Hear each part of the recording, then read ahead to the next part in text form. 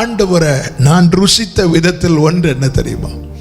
நம்முடைய வேதனையை பார்த்து ரசிக்கிறதற்கு அவர் மனிதன் அல்ல.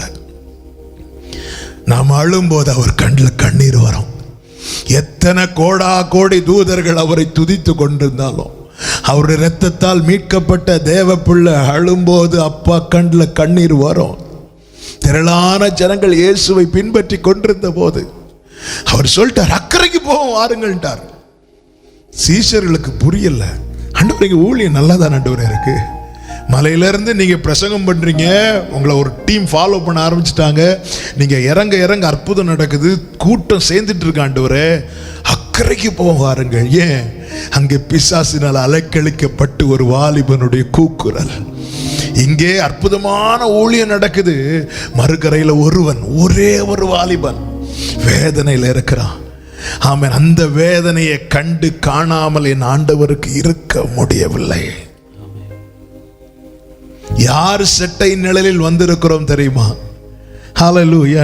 நிலைமை நன்றாய் அறிந்தவர், பாவி என்னை அழைத்தவர், மீறின பின்பும் வெறுக்காதவர்.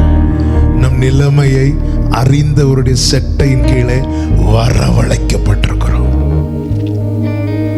அவருடைய தயவு, அவருடைய ஆறுதல், கண்ணீரை துடைக்கிறார். நாம் எங்கே இருக்கிறோம் என்பதை பார்க்க வேண்டும். கண்ணீரை துடைக்கிறார்னாலே அர்த்தம் என்ன? கண்ணீர் வருதுன்னு தானே அர்த்தம். அப்ப செட்டையின் கீழே வந்ததுக்கு அப்புறம் என்ன, எதை நினைத்து கண்ணீர் வருது? தயவை நினைச்சு.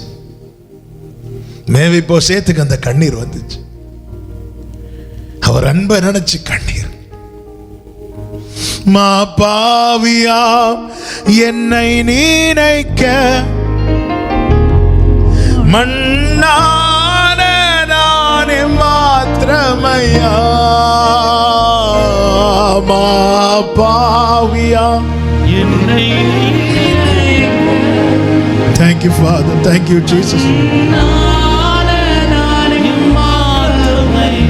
ஆமென். தேவதூதரிலும் Thank you Holy Spirit. என்னை மாற்றின துதிப்பேன். Hallelujah. தேவதூதரிலும்